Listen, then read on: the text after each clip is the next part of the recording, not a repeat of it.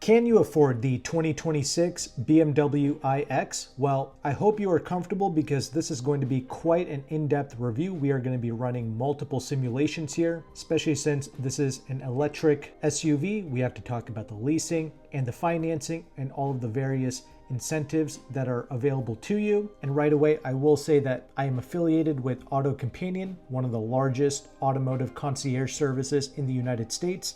On a 2025, they are offering 13% off the MSRP. So I'll be sure to compare a 2026 with AutoCompanion's 2025 deal.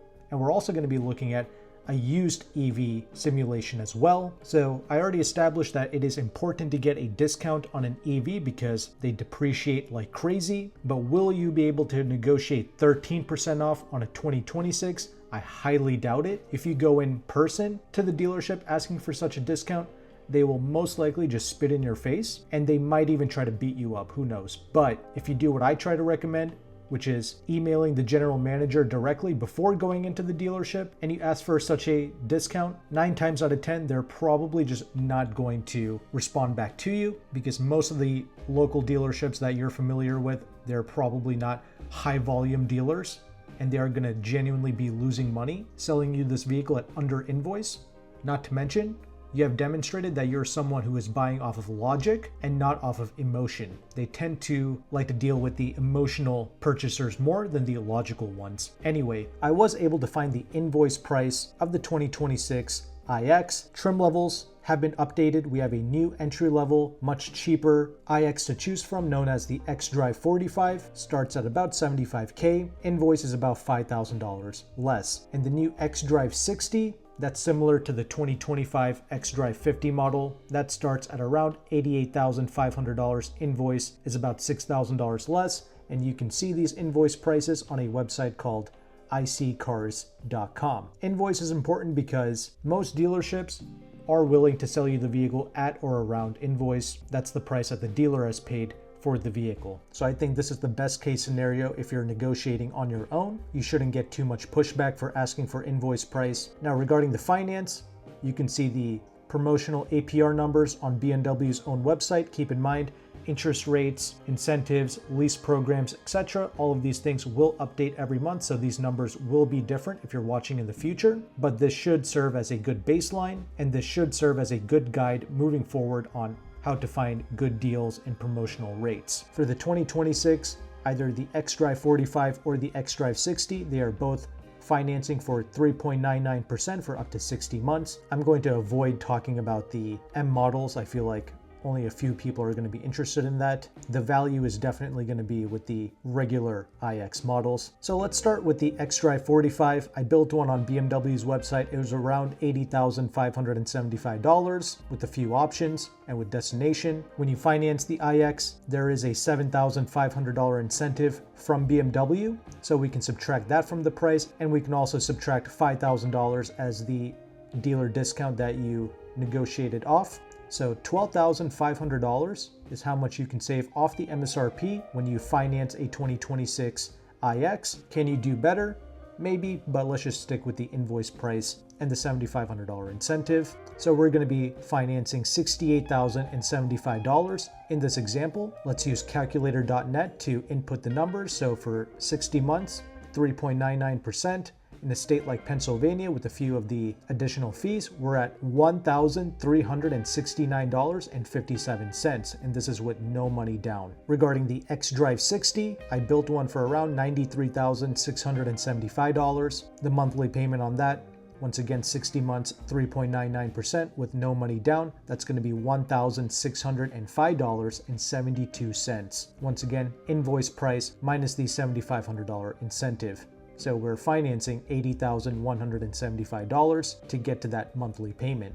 Now, according to a Kelley Blue Book article, they recommend that your car payment plus your insurance and your fuel, or in this case, the charge, should not exceed more than 10 to 20% of your net monthly take-home pay. A lot of people like to bring up the 24-10 rule, which is you put down 20%, you finance for 4 years, and it shouldn't be more than 10% of your net monthly take-home. I don't really like that because, number one, you should strive to not put any money down on a lease or a finance, because the whole point of leasing and financing is to preserve your capital, not to plop it down on a rotting, depreciating liability. Sure, that 24/10 rule, it might be okay for some high resale value economy cars, but in the luxury space, wealthy business owners getting these vehicles for some type of a write-off purpose, you can talk to an accountant about that. It makes very little sense to put money down, especially if, God forbid, you get into a car accident and you end up totaling the vehicle. You're pretty much out of your down payment money, so it's better off putting no money down and getting gap insurance instead to protect yourself from a, God forbid, totaled situation. And then do the opposite. If you have a vehicle that you actually want to buy out at the end of your lease or your finance, then sure, once the principal has been paid down to a certain amount, then you can pay cash for the remaining balance at that point instead of putting the money down up front. Hopefully that makes sense. Anyway, back to the example. I did a quick Google search for the estimated monthly insurance. The Google AI, it spat out $2,882 per year, which is about $240 a month. Some people are paying like way more for insurance on some of these EVs. Some people are paying like way less. There's like a guy in Chicago with State Farm paying like $70 a month for his iX. And there's other people paying like $6,000 a year all over the place. I'm just gonna go with $3,000 per year, which is $250 a month. And regarding the charge, the Google AI says that the iX, it's gonna cost about $650 per year to charge at your home. So we'll just say your monthly at-home charge cost is gonna be $55 per month. So for the xDrive 40, with a finance payment of $1,369.57 plus $250 for insurance and $55 for charge, your total monthly finance cost, it's going to be $1,674.57. That means you should be bringing in between $8,372 a month and $16,745 per month to comfortably afford a 2026 xDrive 45 with a few options at invoice price minus the $7,500 incentive. For the xDrive 60, monthly payment was $1,605. So plus the insurance, plus the charge, you're at $1,910.72 per month. That means for this to be 20% of your net monthly take-home pay, you should be bringing in $9,553. For it to be 10% of your net monthly income, you got to be bringing in $19,107.20 to finance an xDrive 60 2026 model year. Obviously, the latest model year is not going to have the best interest rates, incentives, or programs, but still, those numbers are definitely crazy. And can you get these vehicles under invoice? Possibly, but you're gonna have to wheel and deal and email a bunch of general managers at a bunch of different dealerships. But let's go ahead and let's take a look at the lease for the 2026 iX 45 and 60 models. So I mentioned that AutoCompanion has one of the largest concierge services in the United States. Well, he's also got a free leasing calculator that you can use. And this is a very powerful tool because not only is it free to use, but it shows you the interest rate of a lease, the residual values, and the incentives for your local zip code. Honestly, if you don't know these figures, you should not lease a vehicle, especially the interest rate of a lease. That is so important. Dealerships love to inflate that number, and that's how you get screwed over on a lease. But if you're armed with this knowledge, then you're not going to get screwed over, so that's great. And actually, instead of $7,500 incentive, you actually get a $9,900 incentive when you lease the vehicle. So an additional savings there. Yes, the interest rate is a bit higher, but honestly, I do think it is worth leasing these electric vehicles rather than financing it because, as mentioned before, they do tank in value, and these are not something that you want to be stuck with, especially with a whole bunch of negative equity. So to avoid those negative equity horror stories that you might find on TikTok or YouTube, leasing is the best way to go because you have that set residual value. So after 3 years, even if you get into a fender bender and the vehicle is worth even less money, that's not your problem. You just turn in the keys to the dealership and you can just walk away with no negative equity. So the 2026 xDrive 45, it's going to lease out for about $1,079.66 per month. The xDrive 60, $1,271 per month exactly. Once again, Pennsylvania is the example state. When you lease in Pennsylvania, apparently there's an additional 3% tax rate. When you finance, it's about 6% sales tax. When you lease, it's about 9%. Something to keep in mind there. for a state like Pennsylvania. So let's go ahead and let's see how much income you need to afford the lease payments on a 2026 iX. For the 45 model, your total monthly lease cost with the insurance and with the charging at home, it's going to be $1,384.66. That means you got to be bringing in between $6,900 and $13,800 per month net monthly income to afford the lease. So definitely a lot more affordable as well. With the iX60 model, your total monthly lease cost is going to be $1,576. That means you got to be bringing in $7,880 to $15,760 per month to comfortably afford the lease on an xDrive 60 2026 model year. Now let's compare all of these 2026 numbers with buying/leasing from AutoCompanion on a 2025 xDrive 50 model. As mentioned before, AutoCompanion and his partner dealerships in the Washington, D.C. area, and I believe also in California, they are offering 13% off the MSRP. Once again, when you lease it, you get an additional $9,900 off, which stacks on top of that 13% off that I mentioned before. When you finance, you get $7,500 in incentives. So you're saving between like $20,000 to $22,000 off the MSRP, and we're actually using a really high MSRP xDrive 50 here, one that's pretty much fully loaded. So I'm giving AutoCompanion's 2025 model year the worst chance here by using such a high MSRP over inflated vehicle. Your lease payment is going to be $843.54 per month. The finance payment is going to be $1,187.58. Keep in mind the 2025s have slightly better interest rate for the finance at 2.99%, so that helps out as well, but for sure I would much rather lease the iX for that $843 a month. Once again, insurance at around $250 a month, the at-home charge around $55 a month, total monthly lease cost, it's going to be $1,148.54. That means to afford this 2025 iX lease from AutoCompanion, you got to be bringing in $5,742 a month to $11,485 per month. A lot more obtainable for honestly a very high MSRP SUV, not bad at all. But that finance, definitely a lot more expensive. Total finance cost, even at 2.99% with all the discounts, it's going to be $1,484.65. So you got to be bringing in between $7,400 to $14,800 per month to afford the finance on a 2025 xDrive 50 with all of the discounts and incentives. Keep in mind though, to access AutoCompanion's deals, you do have to pay his concierge fee. He did say that if you reach out to them and you mention my channel, Meyn Motor Group, they did say that they'll take some money off of that concierge fee. As you can see, his fee is well worth it to get this much money off.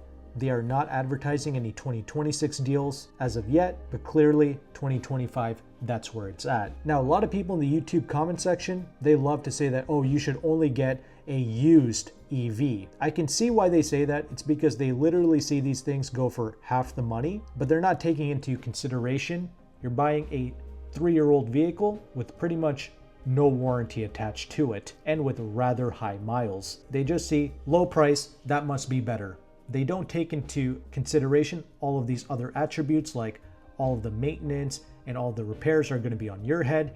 You're now driving around in somebody else's creaky, crunchy, clapped out electric vehicle with 40, 50, 60,000 miles on it. It just got done baking in the sun for 3 years, as opposed to getting a new one from AutoCompanion or negotiating one on your own at a deep discount. You're getting a fresh new vehicle with 0 mileage on it. That is a big difference in just quality of life. Not to mention, you're not saving as much as you think getting these used vehicles. And I'll demonstrate why. I did a nationwide search on Car Gurus. The absolute cheapest iX with no accidents, no theft, no lemon history in the country right now, it's $38,999. That's for a 2022 xDrive 50 with 53,000 miles on it. It's not even certified pre-owned, but honestly, CPO models, not as great as you might think.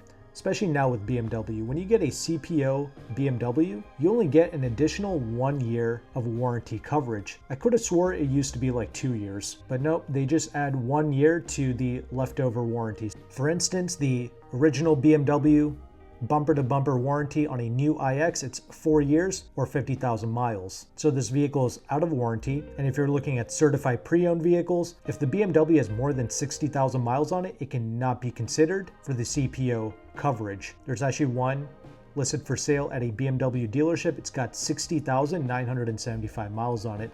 That means it cannot be certified by BMW, so it does not come with that 1-year warranty. Not to mention, when you buy these vehicles at $38,000 or $41,000, you haven't escaped depreciation.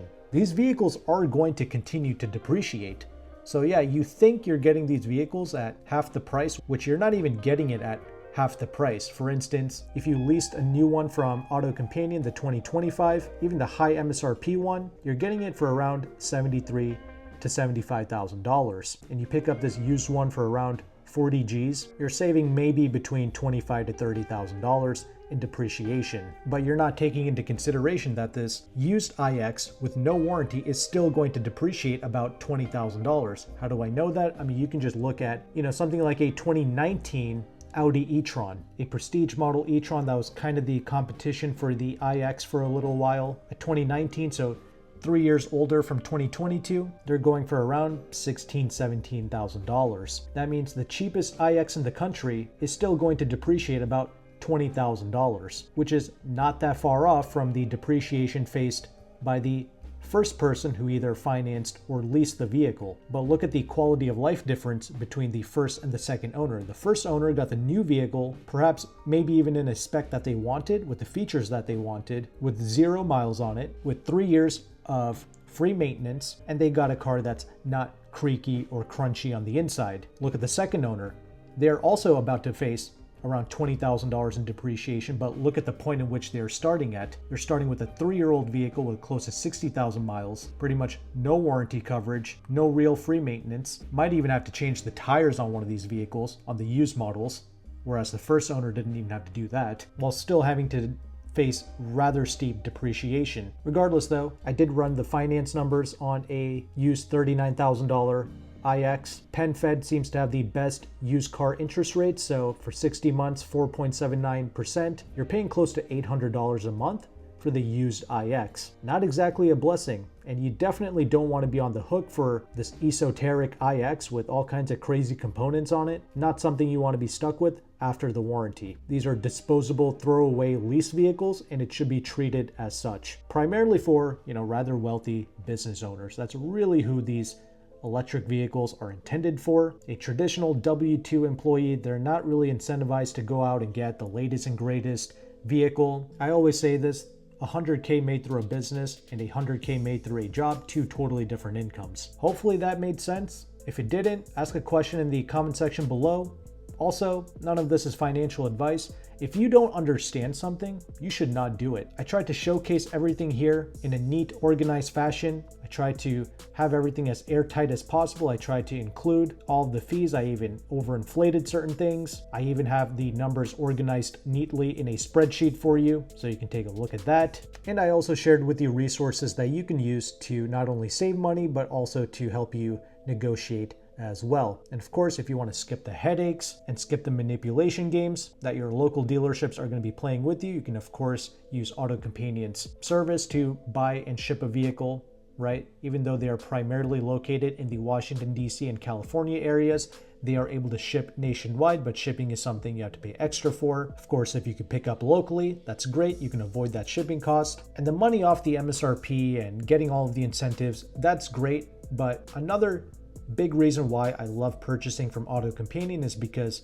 once again, you don't have to deal with the dealership shenanigans like the nonsense fees like tin fees, nitrogen fees, etc. You don't have to be worried about getting screwed over from the finance department. You just pick the vehicle that you want. They have good selection, good dealer experience. You get the money off, you're saving time, and you're saving yourself a lot of headaches. So definitely a convenient way of purchasing a new vehicle. If you found value with this content, make sure to like and subscribe. Thank you again for watching. Take care and goodbye.